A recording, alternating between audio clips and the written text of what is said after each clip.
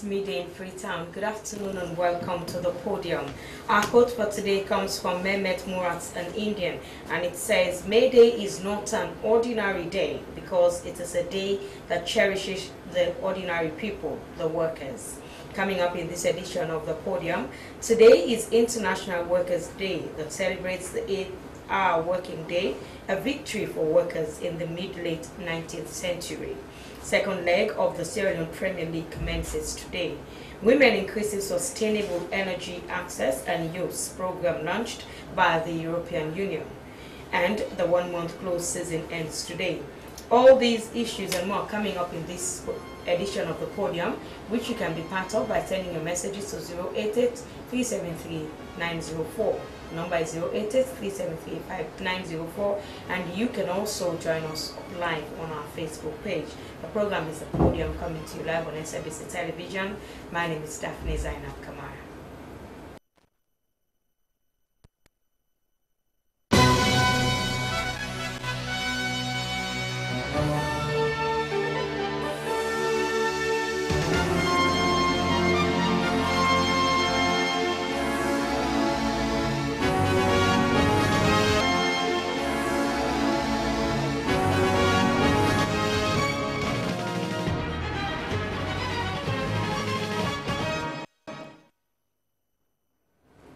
Welcome to the Podium. Today is May Day, which is Workers' Day. Its history dates back as an ancient Northern Hemisphere spring festival. Labor Day is celebrates the 8-hour working day, a victory for workers in the mid-late 19th century. The argument for the 8-hour day was based on the need for each person to have 8 hours labor, 8 hours recreation, and 8 hours rest. In Sierra Leone, the day is being observed at a time when workers are faced with numerous challenges of improved salaries, end of service benefits, health and insurance facilities.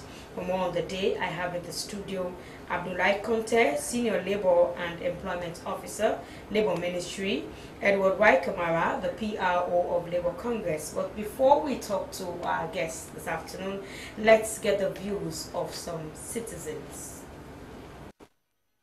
I'm the Executive Director, Right to Life Advocacy. So there is the issue that has to do with the Labor Day tomorrow. As far as we are concerned as an organization, we have gone length and breadth of this country. And there are a lot of things that we observe. Because we are talking about Labor Day, it's supposed to be added value to workers. But as far as we are concerned, that has not been happening throughout the Labor Days that we have been having in this country. Because for the time being, for instance, as of tomorrow, we are expecting an increment in salaries, for instance, bonuses and other things. But that has not been happening in this country. So one of our recommendations is that the government in particular, we want them in subsequent Labor Days for them to bring in what we call increment in salary or giving bags of rice to workers, and the other things, the archaic laws. Because people can't celebrate Labor Day when there are a lot of archaic laws. Could you imagine 75,000 euros for leave allowances from certain quarters? This is not good. So if we are celebrating the Labor Day, we need to look into all those laws and see that we rectify them. By rectifying them, then if we call on Labor Day, all workers, the people will be happy going out to celebrate the Labor Day. But without doing that, infringing on someone's rights for not even paying them the minimum wage that we have been talking about, the 500,000. We went to a particular company, they are still paying something like 350,000 euros, 480,000 euros, which is not good for this country. So we are recommending that the Ministry of Labor and other partners, for them to come together and ensure that they put strategy in place, rectifying the document, upgrading salaries of the ordinary Sierra Leoneans so that we can be able to celebrate what we call the Labor Day. Alhaji Moukane, Senior Social Services Officer at the Ministry of Social Welfare, Gender and Equality Affairs. I know tomorrow is International Labor Day. We're going to celebrate it. But we the civil servants, especially for some of us who are below the grade of 11, grade 7, 8, 9, 10. Let me just talk on the disparity in the salary scale. The government actually tried to come up with a reformation in the salary, but they started with grade 11. Grade 11 officers at grade 11 level are getting a huge amount of money. The grade 10 downwards are not getting what they are supposed to get. For example, if a director or an officer who is a grade 11 staff is getting over 20 million euro, then grade 10 who is a deputy director does not get up to 2 million euros. It's like the government is actually not doing what he's supposed to do. We are appealing on their behalf to actually try to solve the disparity in the salary scale. We know they are working on the harmonization, but we are also appealing on their behalf to fast track it so that it will be harmonized and we will get what we deserve.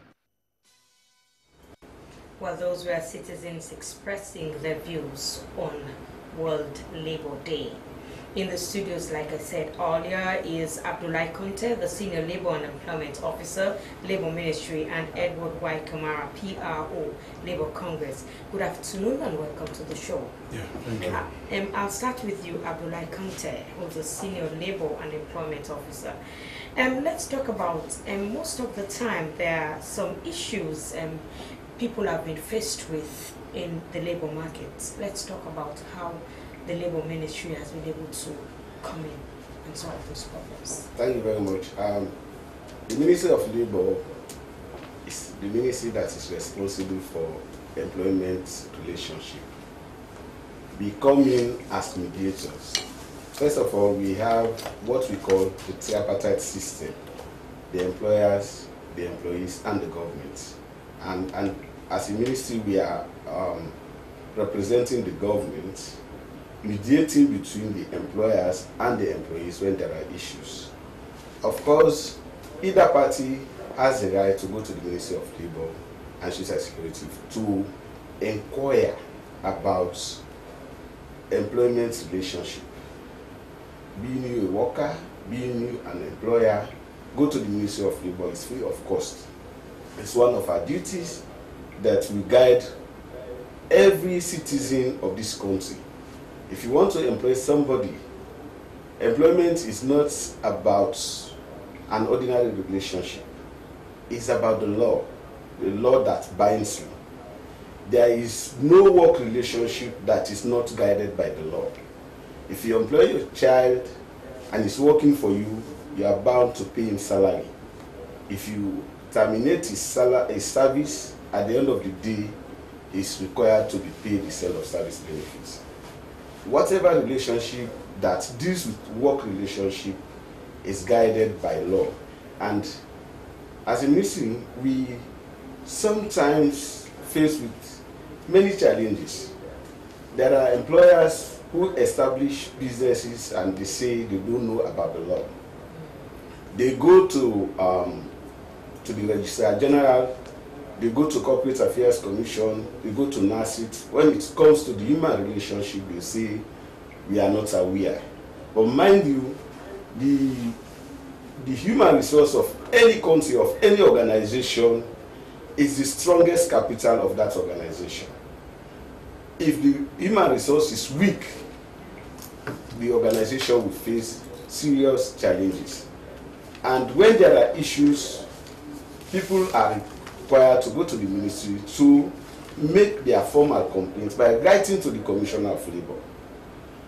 When letters reach the ministry, the Commissioner of Labour will assign those matters to officers of the ministry to reconciliate. And both parties are invited. That is the beauty of the Ministry of Labour, because the tripartism is recognized. Okay, but most times, do these employers listen to the Ministry of Labour? Of course they listen, and those that do not want to comply with the law, we take those matters to the industrial courts for the last resort. And yes, you may have those that you may have challenges with, and some of them will say, take me anywhere. And the last resort is the court. But most times, Mr. Conte, most people blame the ministry for not interceding on their behalf, because they say the processes they go through to make complaints and the time you take.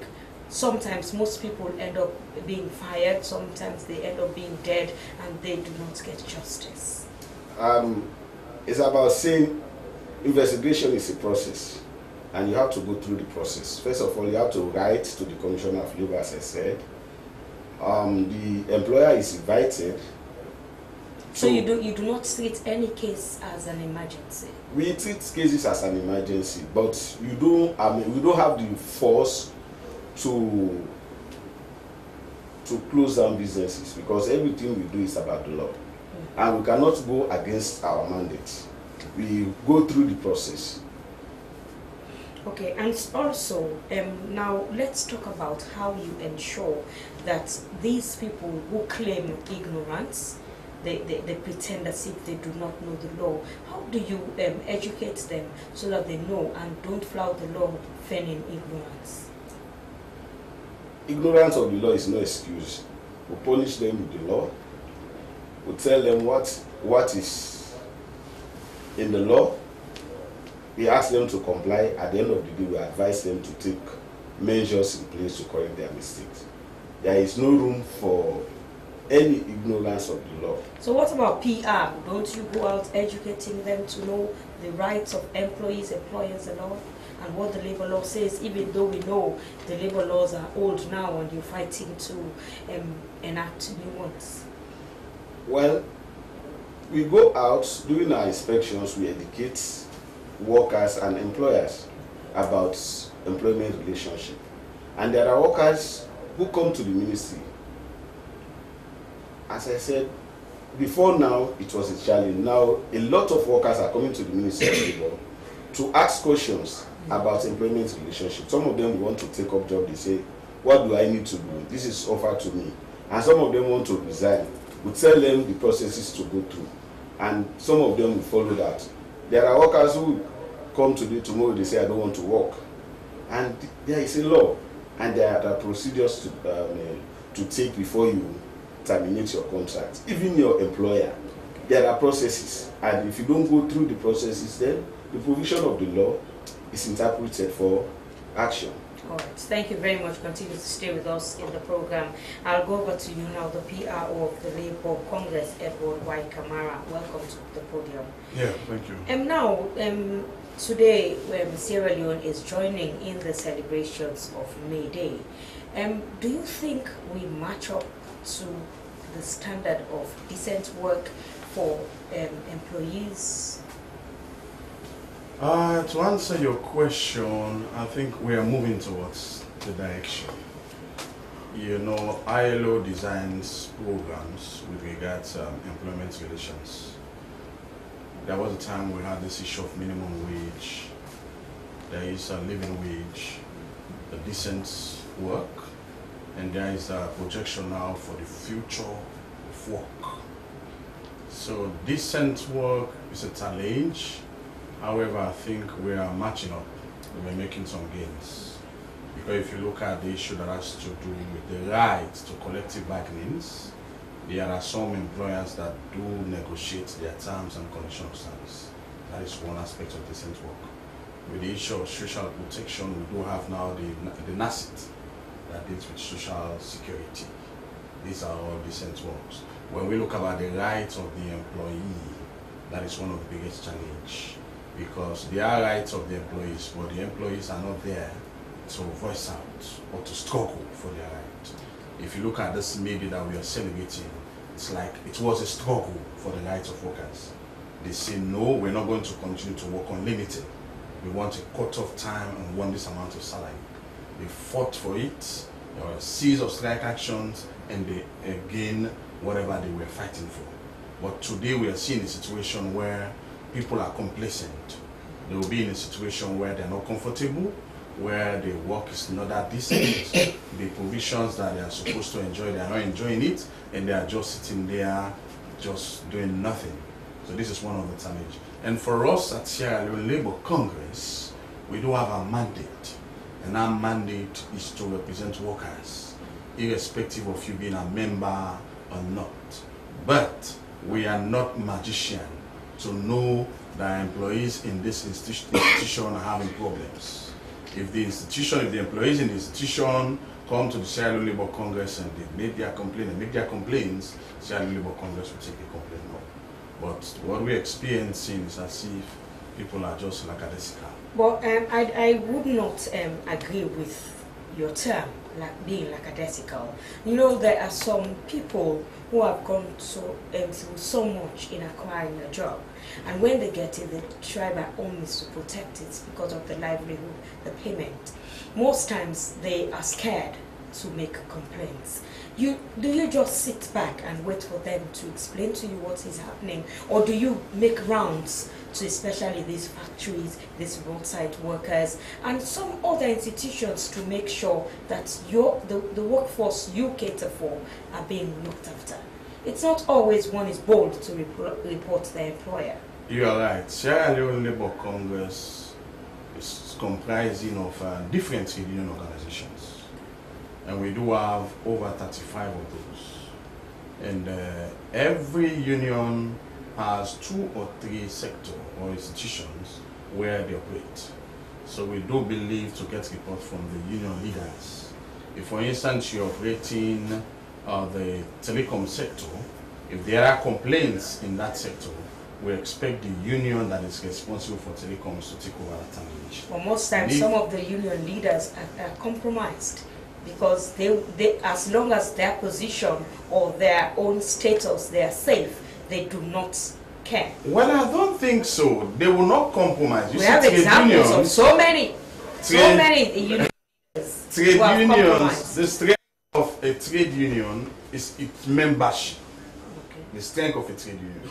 If I want to have... So if the leader does not report what the membership says? Good. Now, if you are... What the Sierra Leone Labour Congress does, if for instance we are experiencing some challenges in some institution, the Sierra Leone Labour Congress will summon the leaders to come and explain why is that we're having so many problems in this particular area.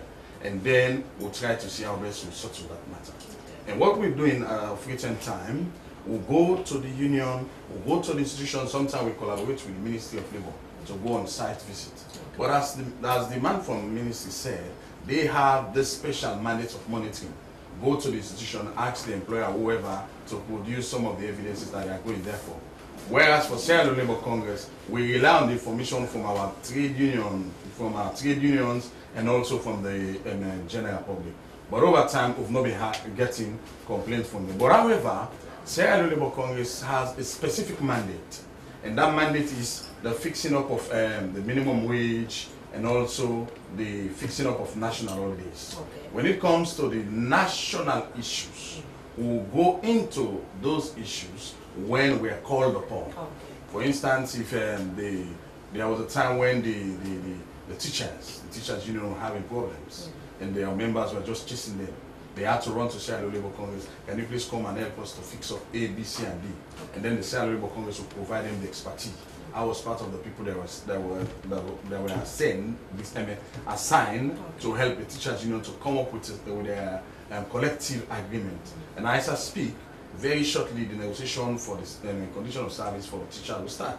When the government want to implement this wages and compensation commission, the consultant had to come to Sierra Leone Labour Congress and ask us for our input, in which we did. So you gave the and also did you recommend the 500 for minimum wage? Yes, we do recommend. So you think that's enough for people for minimum wage? As I speak, we have had 2 meetings with regards to the new proposed minimum wage. The inaugural meeting and the first meeting between the employers and the Sierra Leone Labour Congress, which the Ministry of Labour is the chair. Okay. We have had those 2 meetings with regards to the proposed minimum wage of 1,750,000. Okay. And we do believe that discussions will continue till we get to the point where we'll sign an agreement for the minimum wage. Okay, thank you very much. Continue to stay with us because we have more probing questions for you. Edward Waikama, PRO Labour Congress. For another issue this afternoon, First Lady Fatima Bio has launched the Women Increasing Sustainable Energy Access and Use WISE program. The WISE program is supported by the European Union and implemented by the Barefoot Power Africa in collaboration with the Barefoot Women in Sierra Leone. The Office of the First Lady has been campaigning in various international fora for women's empowerment and the Women Increasing Sustainable Energy Access and Uses aligns with the country's agenda to empower women, and it has the support of government. Clement Nate is WISE Project Coordinator, Sierra Leone. Good afternoon, Clement. Good afternoon, madam. And now, tell us more about this sustainable energy access use. Basically, the sustainable energy access use has to do with renewable energy, the ability to harness energy from the sun for productive uses. So as part of this intervention, we are using solar energy technologies for grinding of maize, milling of corn, irrigation, and other productive end uses, so that at the end of the day, women are able to get monies to eradicate poverty. So that is essentially what the WISE project is all about. And thankfully in Sierra Leone, we are using the Arrowhead for Rural Electrification in Sierra Leone, which is the Barefoot Women Solar Engineers. So what they've done in Kuntaline, we are replicating that same model across all the chiefdoms in this country. Let's talk about the progress of the assessment. How would you say they have been performing? Are you impressed with the way these women are working? Basically, we are more than impressed because they have been able to breach the education barrier. Because if people who have not gone to school, not had formal education before, are able to assemble, disassemble, and then install solar systems in various villages, provinces in this country, then it means that if they are given the right support, right tools, the funding, they can be able to do a lot of things.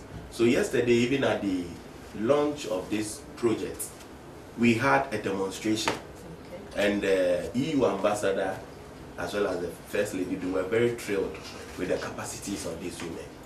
Yeah, and basically access to funding is one of the key challenges when you are deploying renewable energy technology. Yeah, because that's what I wanted to come to ask how are these people being supported? Because that was just for Puntaline. Thinking of you replicating all of what they're doing into different areas with so many other women. Let's talk about that. Yeah, essentially what we want to do is that we are giving grants to women groups, and we believe in women forming cooperatives so that they receive the funding and they are able to establish their hubs. But we want a project that is sustainable, because what we've realized that most poverty alleviating projects, after the project tenure, because this project goes for 5 years, we want to come back to this country after 6 years and still see some of the hubs, virtually all the hubs still operating. So what we are doing is that we have a fund managers which is independent of even Barefoot Power, which is owned, the funding pool owned by the Sierra Leone Association of Microfinance Institutions. So they are going to use the funds we have as a leverage to give monies to these women for this course. Okay, now that we know that the Barefoot women are the pioneers, because they were the first to go through that training in India. Exactly. So are they the ones who will be responsible for training these other women, or will there be experts from India, or will some of these women also be sent again to India, or will the training be in country? Very good. Basically, this project is being run in Kenya and Uganda. And in East Africa, they have high expertise in RE systems. So what we are doing is to develop a curriculum, and we have technology transfer from Kenya and Uganda coming in. So this will not. So it's for Africa. It's Africa-based initiative, and this project is one of the Women and Sustainable Energy Initiatives by DEFCO of the EU. So it is pro-Africa based project, and some women will get the opportunities of going to Kenya and Uganda, and not necessarily India, to go and learn some skills and then come and impart knowledge. Okay, and also, you know, the use of this, we know that this energy is generated from the sun. Exactly. And we know the seasons, the change in Sierra Leone. Let's talk about how useful this will be in the rains. It will still, you don't necessarily need the sun to be at its peak before you are able to harness solar energy. So as long as you have a little amount. A little day, so far as even you can't even see the sun and it's day, the solar panel is charging your batteries. So that is essentially it. And we are not limiting only this project to solar. We are talking about improved cook stoves. It's also part of sustainable energy technologies, so that you are able to demonstrate that if you are using an efficient cook stove, this is the amount of savings you are making as a household, or as a family, or as an individual. So those are the technologies. So let's talk all other products or technologies. Yes, yes, we are talking about biogas technologies. You have the ability to use anaerobic digestion to be able to tap biogas, either for heat, as gas for cooking, either for gas to generate electricity or what have you. So the sustainable energy technology pools are enormous. But based on the demand in country, that is when we will deploy a particular technology. So let's talk about the effects of all of this technology on the environment, because most times when some of these new systems and processes are introduced, people do not, they just fancy what they can make use of, not thinking about the environment or the effect it will have on people who use them. Very well. For sustainable energy, that is why we are even fronting it, because as part of the sustainable energy goals, you are supposed to preserve the environment. And these technologies are not fossil fuel based.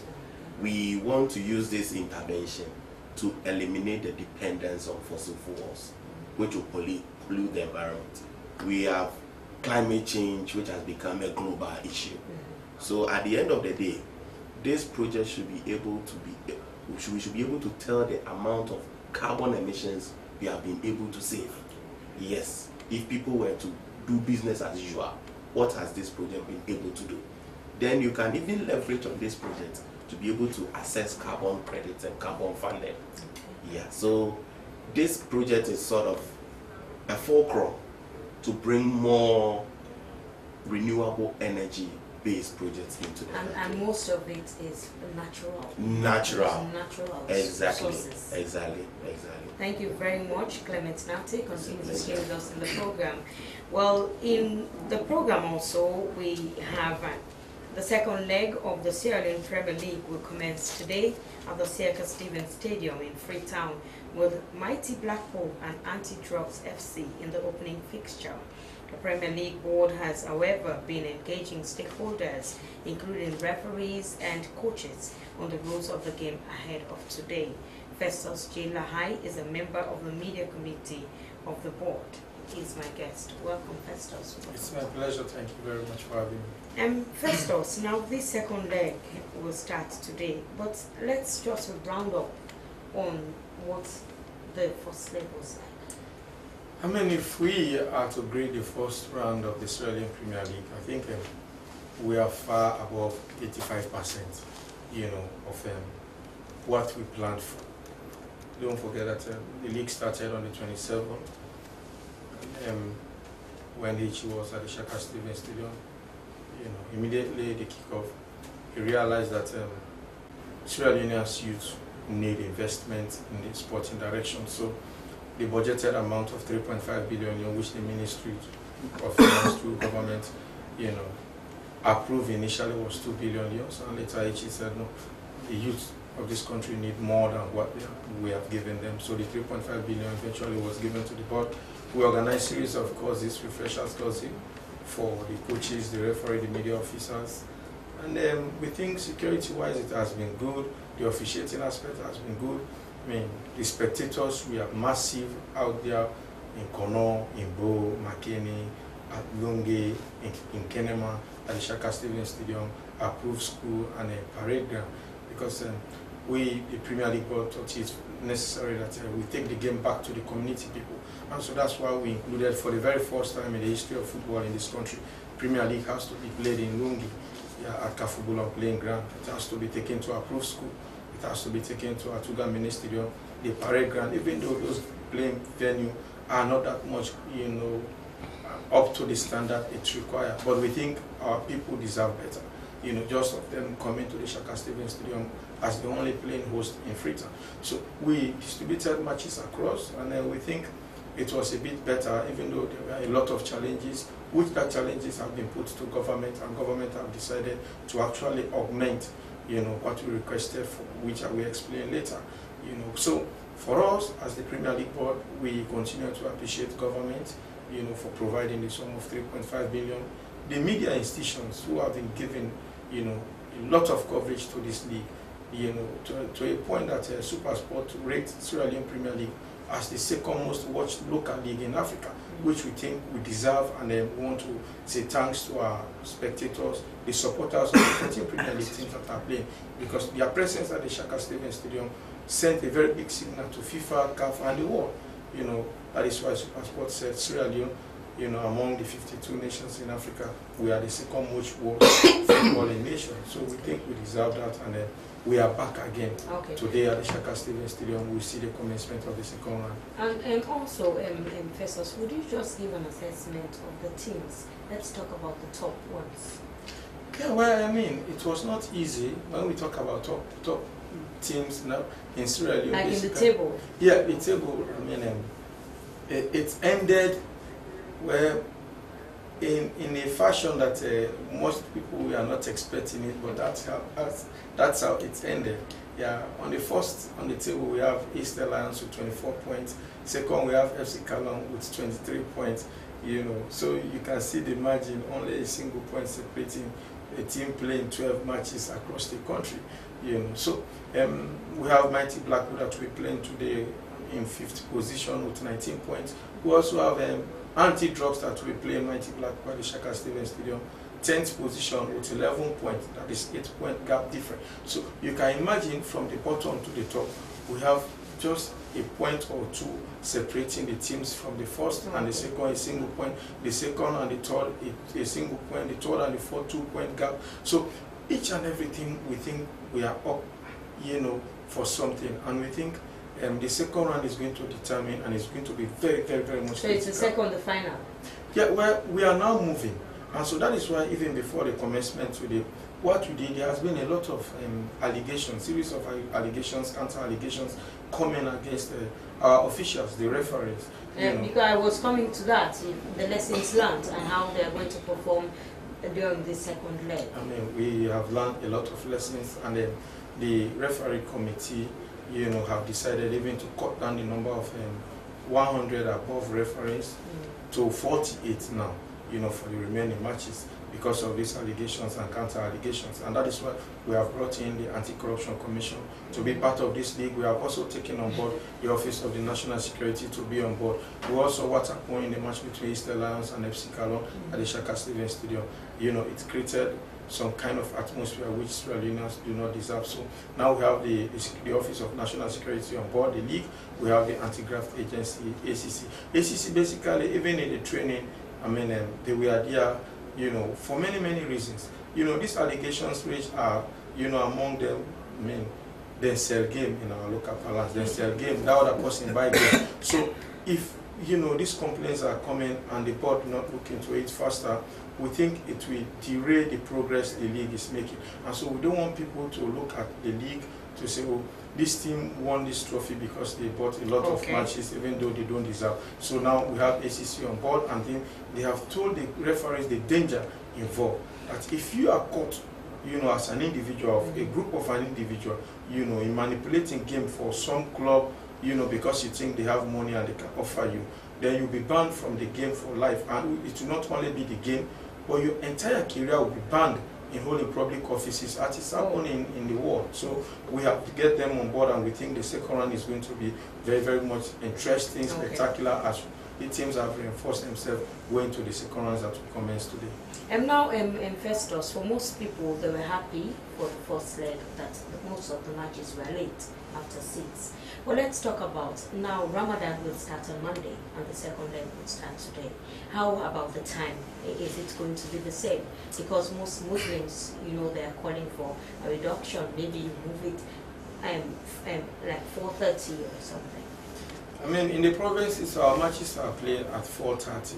Yeah, when you get to Bo, Makini, in the provinces, including Atuga, Parade, you know, but at the Shaka Stevens Stadium, it was 7 o'clock. Now, I mean, someone wrote an open letter to the chairman of the Premier League board. We had a series of meetings, you know. On Monday we are in meeting, the board was in meeting.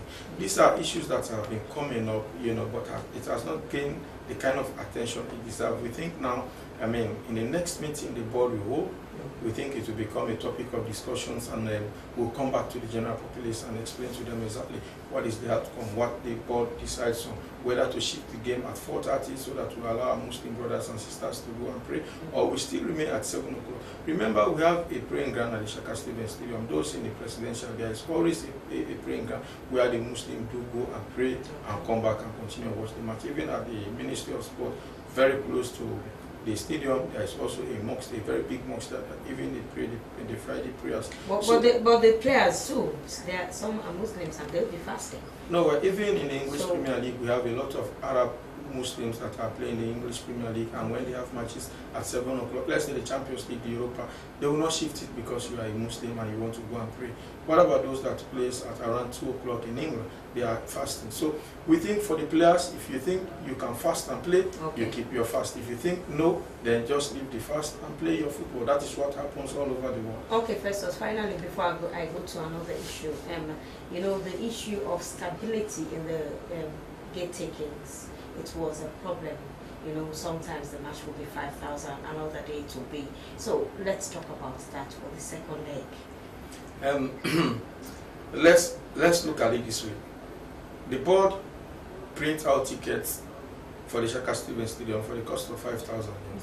Yeah, and 80% of the proceeds go to the clubs that host. Okay. The remaining 20%, 10% goes to the Sweden Football Association, 5% to the Premier League Board, and 5% to the West Area Football Association. So, if FC Canon, like what they did, thought it necessary that we're expecting a large turnout of spectators in watching this match at the Shaka Stevens Stadium. For security reasons and other reasons, let's increase the sum from 5,000 to 10,000. So we have lesser people to come and watch. Again, it's a win-win situation. We will make more profit if it's 10,000 and we think our spectators will come in their number to buy the ticket. Yeah, but in matches that we think will not be, you know, high as the East Alliance and FC Caron match, we don't think anybody, you know, anyone or club will decide on, you know, getting a gate ticket of 10,000, which we are not very, very sure of.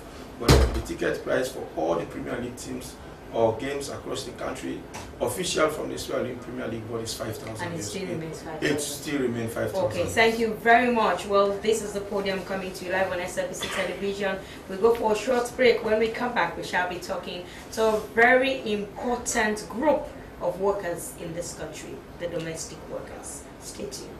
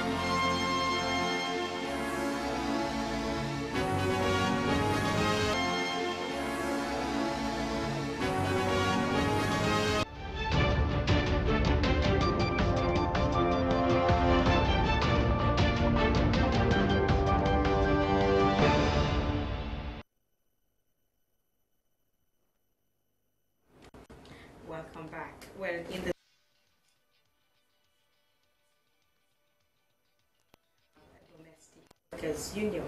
The coordinator is Chelsea Almahiro, and also we are privileged to have with us the presence of a domestic worker, and she is Fatmata Sheko. But first, I'll start with the coordinator, Chelsea. Good afternoon and welcome to the podium. Thank you so much. Good afternoon to your unions. And now let's talk about the intervention your union has been making in alleviating the plight of the issues these domestic workers face in their thank you. offices. Thank you, but a correction, it's not a union for now. We are an organization. Yeah, organizing things for domestic workers, because we see there have been so many lapses and domestic work issues, and I had the idea and then I started off with it. But basically it's to empower domestic workers, because most of their employers do complain of how they handle their domestic issues, and also they have been at the back, their voice have not been heard, they have been violated, they have been misused, abused, and they can't speak it out. So as an organization, we are here to advocate for them so that they can come out and also help to how we can mitigate this so many abuses that have been taking place. Now you talk about these abuses, let's talk about some of the complaints you had. It's just a norm for the day. Since we started this morning, it's just the same all around.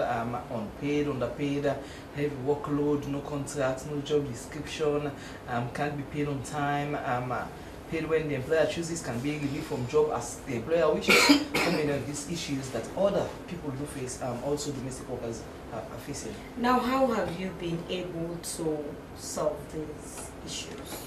Well, it's an ongoing process, it's a starting thing.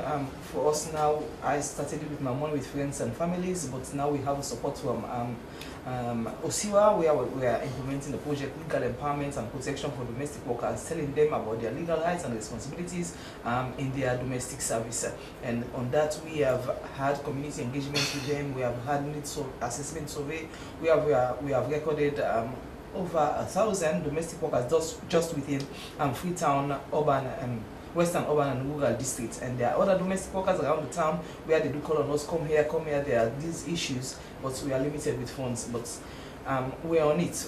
It's a niche we are working on. It's a new thing on the ground, but there are so many things that through the consultants that we are calling for now, which is first of all the recognition of domestic workers, because they have been at the back. They have been invisible workers. They have been in ages past, even before we are born, sitting here, but they have not been recognized in this nation, and they have not had so many benefits that they should have. So as an organization, we are advocating for all of these stuff, calling for the recognition of them. The review of the Gazette is like they're under the Services Gazette, but if you look at it, like for the institutional sector, maybe the offices sector, it does not relate to the home where you have the highest percentage of domestic workers. So we're also calling on that. We're also calling for the formation of union, because despite all our so many talks we are talking, they said you need a bargaining certificate. So we need it, as we are calling on it now. This is the first opportunity they have where we are invited at the ceremony today, and they have been there. They are just so happy, you know. And also there is a convention I had from the session that they have ratified. They have domesticated up to 5 conventions, but there is another important convention that we're also calling for it to be domesticated, which is the Convention on the Domestic Workers, C-189, which calls for decent work for domestic workers. Chelsea, let's talk about your relationship with the Ministry of Labour as an organization. It's a cordial one. I've been speaking to the minister. I've been going about. I'm also in the Ministry of Labour Congress, but you know, whenever you're doing things, there are maybe obstacles. But one thing I want to tell them, it's for the country, it's for our people, it's for our sisters, it's for some of our brothers, because you can find limited men doing domestic work, but most of them there are sisters and mothers. Don't look at, where is Chelsea, where did she come from? God, I say, where did you get this idea from? I always tell people it's from God. I never thought of it, even though my mother had to take it as a means of living to take care of us, but that was not the angle I came from. It's just from God. So let's work together and see how we can empower them. And also, we are not here to like attack the employers. You are such a great person, even as you are celebrating the Workers' Day. You are the one who created employment. You are the one who made somebody to say, I am a worker. So you are such a great person. We are just here to bring mutual understanding between you and your domestic staff, and make things very simple also for you. Because I tell you, when you have a domestic staff that is there for you, you are an efficient person in your place of work. Sure. Yeah. Before I talk to Fatmata, I'd like to bring in Mr. Abdullah Conte, who is a Senior Labour and Employment Officer. You heard Chelsea, the coordinator of the Domestic Workers Organization. And let's talk about how you work with them. Do you even know about them? Thank you very much. I had them on radio when they launched their program. I don't know whether we are invited as a ministry. I'm not aware. And I've never seen her in person, and this is my first time of seeing her. But now that you know that this organization exists, and you heard some of the complaints some of these workers have been talking about, let's talk about how you would intervene in helping our organization be fruitful. Well, first of all, for us as a ministry, we are guided by the law. We don't work with organizations, but we work with unions. Yeah. 1954, there is a Trade Union Act that if you want to organize workers, you must register for a bargaining certificate. And it is also in the Regulation of Wages and Industrial Relations Act of 1971 that you have the right to organize, and Convention 87 gives them the right to organize. Okay. As she said, we want special terms and conditions of service. Of course, the NGO too are crying for the same conditions of service that they fall under the services conditions of service. Although they are better off of what is stated, but there are laws and there are provisions for every worker that fall in that sector. So if they are ready to work with the ministry, we work with them. We are willing to work with everybody because we cannot reach them. There are few who may come to the ministry or who are coming to the ministry to express their concern about what they are going through. Okay. And we advise them, we reach out their employers. Some of them, the problem we are having as a nation, workers will complain, right? And we have a professional way of handling the issue. Okay. But like a domestic worker is alone in the workplace. If she said she's maltreated, and when you want to take up the issues, she will say, oh, I will lose my job. Okay. What will you do? So that is the problem. Even in the formal sector, that is the problem. Even when we go out for inspections, you see people, you ask them, what are you going through in your employment? They will not say. You ask them, in fact, I was in a meeting when journalists confirmed to me that they never knew what was meant by the national minimum. Okay, so let's come to that. I'd love to talk to Fatmata Sheku, and welcome to the program. Tell me, what are your experience in the work you do? First of all, good afternoon, sir. I don't know what they're watching. Good afternoon, SMBC. Talk loud a bit here. Good afternoon, sir. Good afternoon, SMBC. I'm a domestic worker from Dwazak, Fatmata Sheku. Mikawa today, the lady from Mikawa today, because an opportunity for me, I say, it's so great for me. So I tell Papa God thank you, because no one day happen in my life. I tell Osiwa thank you, though it's the founder of the program. I tell her thank you because we don't do their work there. We not one day gonna public side, and the first thing is for Kaya so today. So I tell her thank you. So let's talk about the work you do. When me they do also work, now also can they do what they say domestic work, clean, get water, book, cook, go market, all that stuff. So who do you do work for? And no names, just who say you do work? Sierra Leonean or Sierra Leonean? What was the? So how will you they pass na your office? When in my office, I tell God thank you. I be done the work before, but also I offend myself now. I tell God thank you. So in your experience now you work with they do, you get any way where you will explain, say, na so me employer don't treat me, you know, treat me fine the same, you know, that kind of problem the way people the way they do na kind of work they face. Yeah, I don't change two sides. I don't know now I don't talk. Tell God thank you. So the man themselves, I be meet up one side to work, the man will say go work. It's like say all my kids don't go, we say go work come for them by me.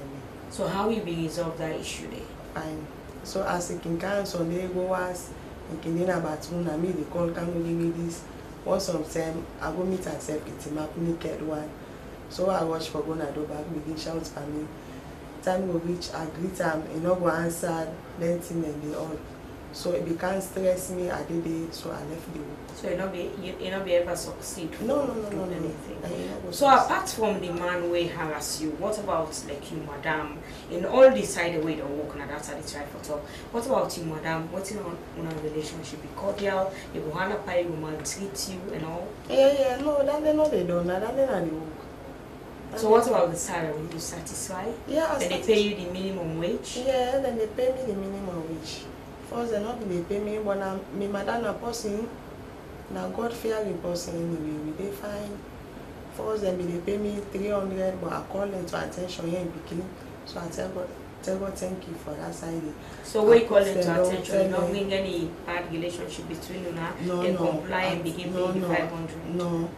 So how long you work for them when at 300 every day pay you? Well, I mean, yeah, I say, but now they, I don't know, 500 they don't begin give me 500. How much year you don't work to them now? No, I mean 7 years now. 7 years. You know, you satisfied for when they begin paying you now 500. You don't feel say you get for if you want for make claims then for pay you down 7 years, no. 300 and the balance whatever they pay you. You know, you okay with that? No, I'm okay with that because my mommy na person for right now. It's all like whole company like say some man they say me no they do any work, some man they shame, but me no they shame with her.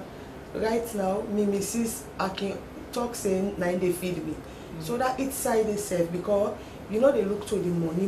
What about you also? You care for your belly no more. You not get family? No, I married? Get. No, I get. Yeah. You get bikini, you get husband. I get. So what do they cook for them? And the missus also they give you food? I get 3 bikini. My missus can give me food. The myself can left it in our house. Okay. So with the 500,000, I take care of your family. Bikini they go school. Yeah. Your husband they work. Yeah.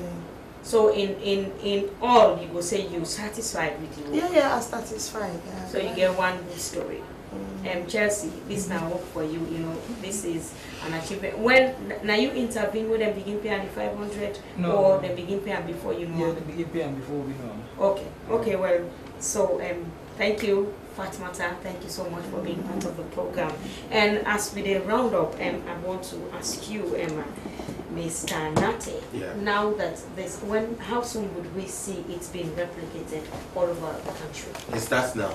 Okay. It has already started. So currently we have a consultant who is doing a baseline survey so that it will serve as a benchmark to assess the impact. So you can know, okay, in 2019 we have 10 people using this intervention. By 2023, you have less than 100 people, so you can measure impact. So it has started. So what about people who are educated and not illiterate? Do they have space for training? Yeah, there is space because we are implementing what we call a trainer of trainer model. So you are trained to go and train. Okay. So if you are in the formal sector, it's a win-win situation for you because you can even grab the concept faster. All right. Yes. Thank you so much, Mr. Abdullahi Conte. And finally, it's Workers' Day. Let's talk about what hope does the ministry want to give to workers in Sierra Leone? Thank you very much. As rightly said by the PRO of Sierra Leone Labour Congress, negotiation is ongoing, and for the national minimum wage, the national minimum wage. You see, I'm saying that amount and I'm smiling. Yes. Because it means people like Fatmata will be having that amount of money. Well, and it would go a long way. That is a proposal, and we are negotiating because the national minimum wage, you may ask why my salary is not increased. But again, you have to look at the current economic status of the country. Okay. And there are workers, there are people who are not paid that amount, who are doing some job. And if you ask them to pay $1 million and more, meaning you are putting people out of employment. And that is another issue. Okay. Because you may have your domestic driver, you may have your cook, your housemaid and other employees. And you are paid 2 million euros, and you are asked to pay $1 million. So government, and also find an issue also, you know, about this NASIT. Fatmata, I want to ask you, madam, they pay NASIT for you? You know what's in a NASIT? No. When you go retire, how do you go get money for survival? So you don't draw their attention also to NASIT? Because they pay the 500 for pay NASIT for you, where you go fall back on, where you go down of age you want for retire and not the work anymore. You know that? I know that. But so you plan for tell them? Well, the problem, the relationship with me and Mrs. You know what? Sometimes you don't look at those. You know, they look at those relationships. Now you write, you tell them and see what they go do. You know what I mean? Say when they pay 500 for one, and the same 500 you could pay for you for NASIT. Or you think say what you want for retire. Supposing your Mrs. die, some other person take up. If you say that relationship, they could continue. So now you for safeguard yourself. You see. So you don't aware now about NASIT. So tell them about that also. You tell them about you 500,000 pay and then start for pay you. You never can tell until that will happen. Now you right. You know they compromise it because it's nice to you. Not to all 10% will be nice. Something will change one day. Okay? Okay. Alright, so about this NASIT stuff before we go. NASIT is an issue. For many workers will tell you, I don't want to join NASIT. That is the reality. Okay. Most of them will say, I'm not sure about the job I'm doing. Even those that are working at the formal sector.